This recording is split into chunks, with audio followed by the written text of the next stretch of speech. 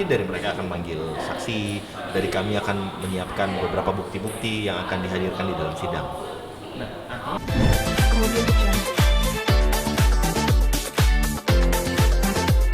Ngomongin yang nomor berapa dulu nih?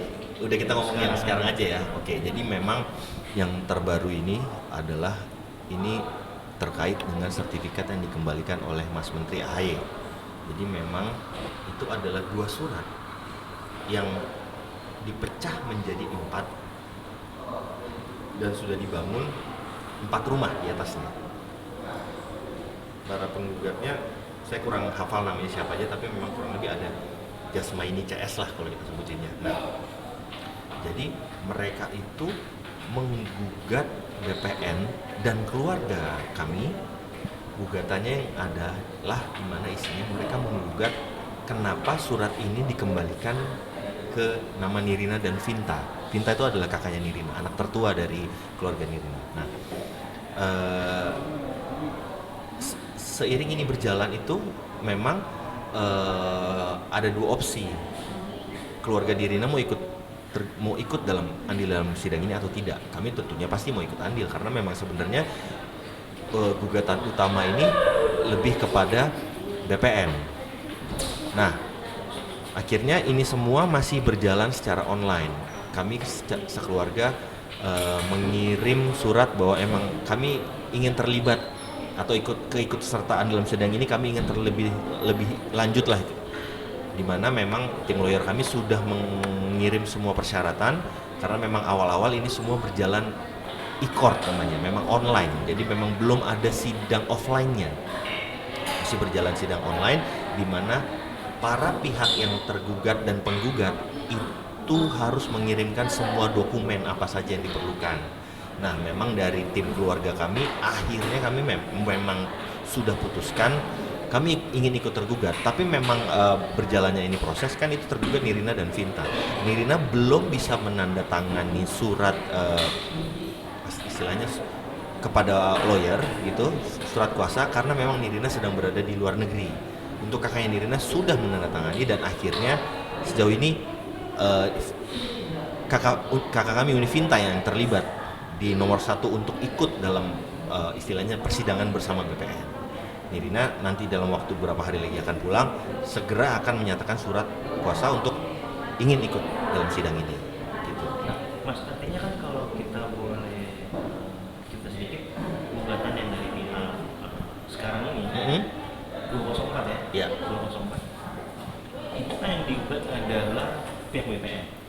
Nah, kemarin kita dapat informasi bahwa dari pengacara pihak penggugat dalam hal ini katanya kita mau klarifikasi ini. Oke.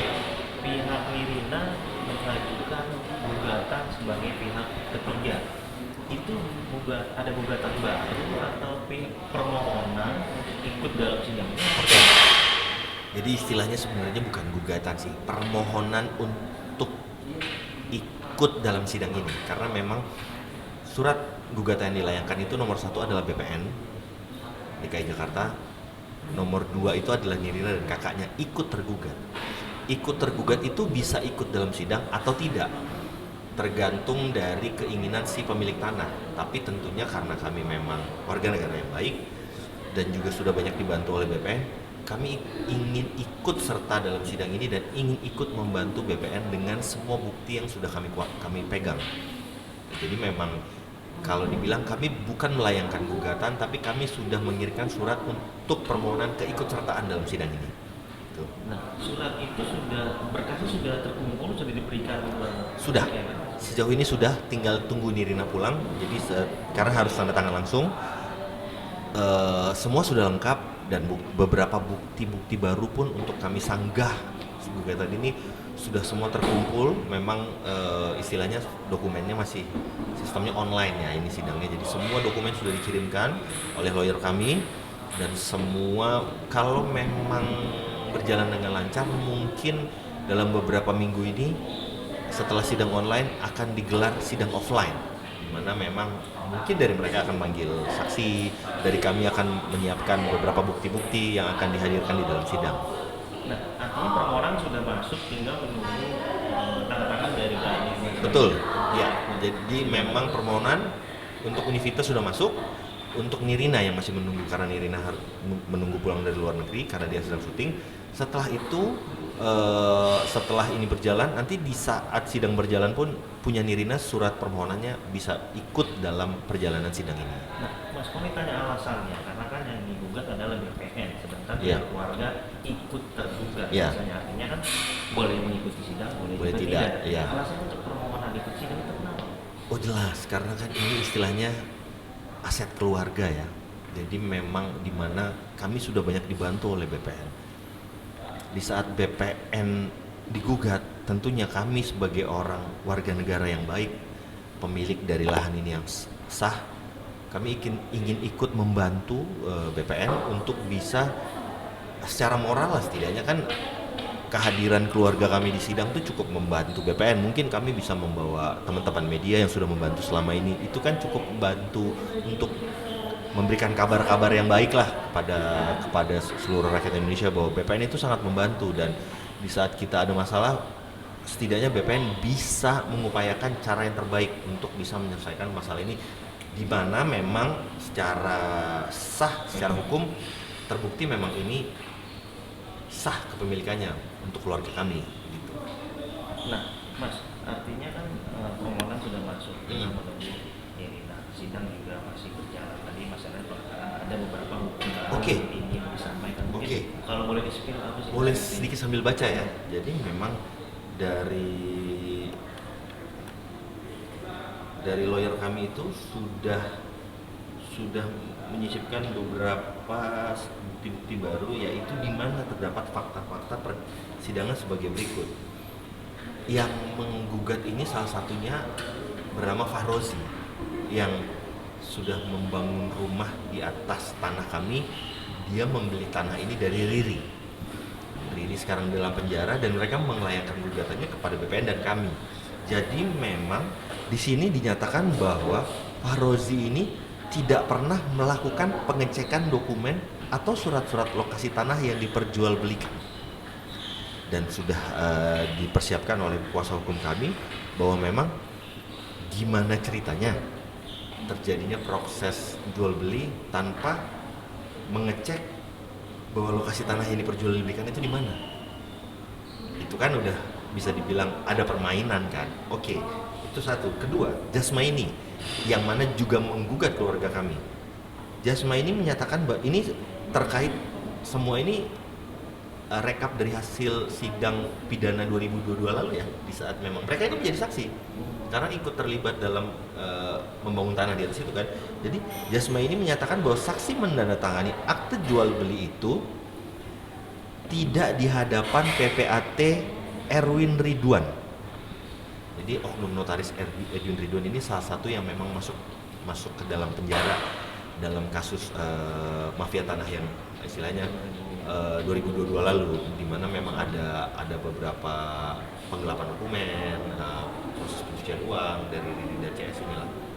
Jadi di sini dinyatakan bahwa memang Jasmaini ini menandatangani akte jual beli nomor 911/2018 di mana dia belinya di rumah saksi, tidak di hadapan PPAT Erwin, di rumahnya si Jasmaini ini dia jadi menandatangani proses surat untuk jual beli ini tidak di kantor notaris.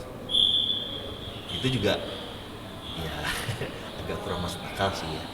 Jadi makanya kami yakin untuk bahwa memang kami berasa sangat benar bahwa memang tidak ada ceritanya proses jual beli itu dilaksanakan di rumah lo, harus di kantor PPAT. Itu sudah jelas kan. Jadi memang kuasa hukum kami sudah menyiapkan beberapa bukti-bukti yang kuat yang menyatakan bahwa memang proses jual beli ini salah. Dan makanya akhirnya BPN berani mengembalikan surat ini kepada keluarga, di mana kami dibantu oleh para dirjen dan juga Wamen dan Bapak Menteri AHY. Jadi memang istilahnya beginilah, BPN itu kan aparatur negara ya gitu ya. Mereka nggak sembarangan untuk bisa mengeluarkan surat atau membatalkan surat tanpa ada dasar hukum yang kuat. Pidananya sudah jelas, secara dokumen sudah jelas bahwa mereka melanggar hukum. Jadi memang ini tuh dikembalikan ke keluarga atas dasar hukum yang kuat, dan apalagi ada bukti di mana Si pembeli tidak pernah mengecek tanah yang dia beli di mana, tidak pernah tanda tangan di kantor PPAT, di rumahnya. Enak banget deh gitu kan. Itu istilahnya ada permainan di sini. Ini mungkin sedikit bukti yang bisa kita sharing. Mungkin dalam beberapa waktu minggu lagi kami akan buka lah beberapa fakta-fakta baru yang belum bisa kami buka karena memang terkait menghargai persidangan yang akan berlanjut. Nah, Mas, artinya kan dua penggugat ini adalah Tiga sebenarnya. Satu lagi saya lupa namanya. Tiga penggugat dari kasus yang 204 sekarang. Persidangan kemarin itu adalah tersangka dari yang kasus 2022 lalu. Iya. Dan mereka sudah bebas. Enggak, jadi mereka tidak pernah masuk penjara sama sekali. Mereka ini pembeli. Jadi yang masuk penjara itu adalah Riri Kasmita bersama suaminya. 3 orang yang masuk ini adalah oknum notaris, Farida, Ina Rosaina, dan Edwin. Biar nggak salah baca saya, nama orang ya, sensitif ya. Erwin Ridwan. Jadi memang dari 3 orang ini semua proses jual belinya bisa dibilang menyalahi aturan. Maka dari itu BPN membantu kami untuk mengembalikan surat ini kepada keluarga. Begitu ceritanya. Nah, setahu saya juga, saya dengar infonya bahwa memang para oknum notaris ini sudah keluar dari Shell ya. Mereka udah keluar, mereka malah sudah ada yang menjalani pekerjaannya kembali. Itu kemarin kami juga udah mendapat istilahnya info dan juga sudah mendapat perintah dari para hakim di PT UN bahwa segera laporkan mereka, segera laporkan, karena memang ini berbeda dengan Menteri ATR ya. Ini adalah Kemenkumham. Dia harus segera dilaporkan bahwa mereka ini telah melakukan tindak pidana dan sudah dipenjara dan sekarang bisa kembali bekerja lagi. Itu yang kami dapat perintah dari pengadilan. Nah, artinya apa nih Mas? Mungkin harapannya ini kan 2011 masih berjalan. Ya. Artinya baru mulai. Karena 10 Juni masuk gugatannya ya. Iya. Mungkin bisa dibilang selesainya nanti mendekati Desember. Seperti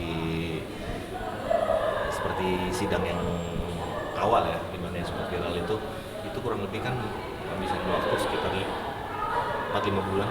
Nah, nanti memang yang 204 ini baru berjalan secara online, habis ini baru pengecekan semua dokumen dan baru digelar sidang offline di mana memang masing-masing pihak boleh datang dan boleh meliput dan boleh melakukan intervensi atau apapun itu yang diwakili oleh para pengacara. Nah, kalau yang putusannya sedikit lagi, sebentar lagi akan putusan itu yang kasus apa? Itu kasus yang awal, itu yang 4 surat yang dikembalikan oleh Kementerian ATR BPN, di mana itu dikembalikan memang sehari sebelum pemilu, yaitu tanggal 13 Februari 2024. Pada saat itu dikembalikan 4 ini kebetulan memang fisiknya kami kuasai.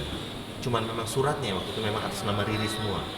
Atas dasar putusan pidana dan banyak hal, akhirnya memang Kementerian ATR BPN mencoret nama Riri dari semua dokumen itu dan mengembalikan kepada pemiliknya. Ada abangnya Nirina dan yang lain atas nama mamanya Nirina almarhum. Nah, dan memang itu tadinya 4 surat ini ada di dalam bank, 2 BRI, 2 BCA, di mana memang ini menjadi jaminan atas pinjaman yang dilakukan oleh Riri. Yang setahu kami kurang lebih bernilai miliaran rupiah ya, di atas 10 miliar lah setahu kami. Jadi memang akhirnya pada saat selesai sidang dulu memang kami sempat bingung karena memang ini kan masih ada outstanding bill, ada outstanding pinjaman. Nah, atas dasar bantuan pemerintah dan atas dasar hukum ternyata memang di saat masuk ke dalam jaminan bank itu, yang masuk ke dalam jaminan bank itu adalah palsu pemiliknya, dan akhirnya atas putusan itu bank bersedia mengembalikan kepada keluarga, dikembalikan ke keluarga kami, dan setelah itu namanya dikembalikan juga oleh BPN. Nah, harapan dari putusan besok kira-kira apa sih? Harapan dari putusan besok adalah mudah-mudahan memang keadilan di Indonesia untuk melawan mafia tanah itu ditegakkan secara benar ya, bahwa memang kan mereka sudah terbukti ya melanggar hukum, semua cacat hukum. Jadi memang harapan kami bisa menang tanpa ada lagi gugatan-gugatan yang mengganggu waktu dan pikiran dan energi.